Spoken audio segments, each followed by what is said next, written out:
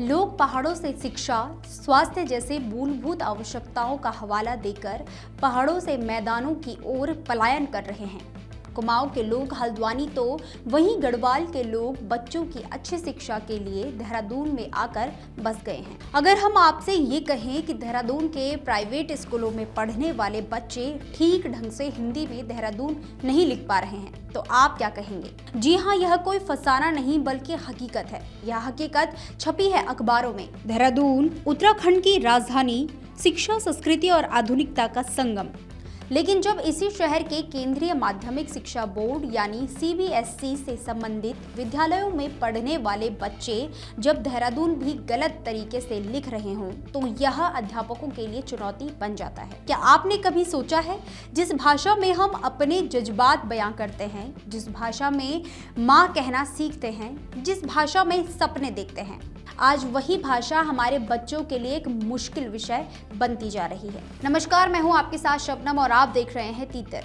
जी हां, देहरादून के कई नामी निरामी स्कूलों से जो तस्वीर सामने आई है वो सिर्फ एक रिपोर्ट नहीं बल्कि एक चेतावनी है, एक संकेत है कि कहीं हम अपनी जड़ों से दूर तो नहीं हो रहे। अमर उजाला की एक रिपोर्ट के मुताबिक CBSE से जुड़े स्कूलों के लगभग 90% बच्चे सरल हिंदी शब्द भी सही तरीके से नहीं लिख पा रहे हैं। सोचिए, उत्तराखंड निवासी आवेदन विद्यालय, ये वो शब्द हैं जो हमारी रोजमर्रा की भाषा का हिस्सा हैं, लेकिन बच्चों के लिए ये अब पहेली बनते जा रहे हैं। क्या ये सिर्फ एक आंकड़ा है या फिर आने वाले समय की एक डरावनी तस्वीर? दरअसल आज का शिक्षा सिस्टम ग्लोबल बनने की होड़ में है। हर माता पिता चाहते हैं कि उनका बच्चा धारा प्रवाह अंग्रेजी बोले, इंटरनेशनल स्कूल में पढ़े और दुनिया के साथ कदम से कदम मिलाकर चले। लेकिन इस दौड़ में कहीं ना कहीं हिंदी पीछे छूटती जा रही है। सबसे हैरान करने वाली बात यह है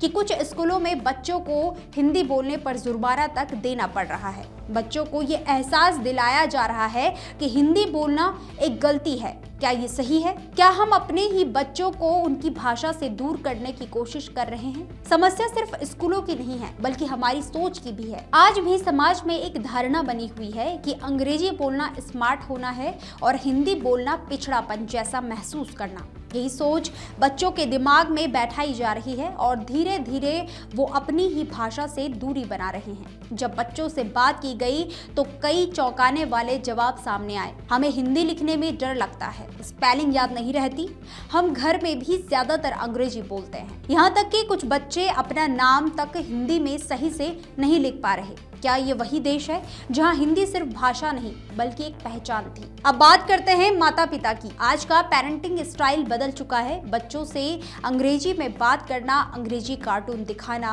अंग्रेजी स्कूल में पढ़ाना, सब कुछ फ्यूचर के नाम पर किया जा रहा है। लेकिन क्या हमने कभी ये सोचा कि बच्चा अपनी जड़ों से कटता जा रहा है, उसे अपनी भाषा में सोचने की क्षमता कम हो रही है। इसके साथ ही शिक्षा प्रणाली भी कहीं ना कहीं जिम्मेदार है। हिंदी को कम महत्व देना, अंग्रेजी को प्राथमिकता देना, हिंदी शिक्षण को रोचक न बनाना, इन सब कारणों से बच्चों का रुझान हिंदी से कम होता जा रहा है। यह सिर्फ भाषा का मुद्दा नहीं है, यह हमारी संस्कृति, हमारी पहचान और हमारी विरासत का सवाल है। अगर बच्चे हिंदी से दूर हो रहे हैं तो वो धीरे धीरे साहित्य से दूर होंगे, कहानियों से दूर होंगे, अपनी परंपराओं से दूर होंगे और यही सबसे बड़ा खतरा है। वहीं शिक्षा विशेषज्ञों का मानना है कि बच्चों को हिंदी पढ़ाने का तरीका बदलना होगा। कहानियों, कविता और गतिविधियों के जरिए भाषा सिखानी होगी। घर और स्कूल दोनों जगह हिंदी का माहौल बनाना होगा। अब सवाल ये है कि क्या हिंदी को बचाया जा सकता है? याद रखिए, भाषा सिर्फ शब्दों का संग्रह नहीं होती, यह हमारी पहचान होती है, हमारी आत्मा होती है। अगर हम अपनी भाषा को खो देंगे तो हम खुद को खो देंगे। फिलहाल इस खास रिपोर्ट में इतना ही। देखते रहिए तीतर। धन्यवाद।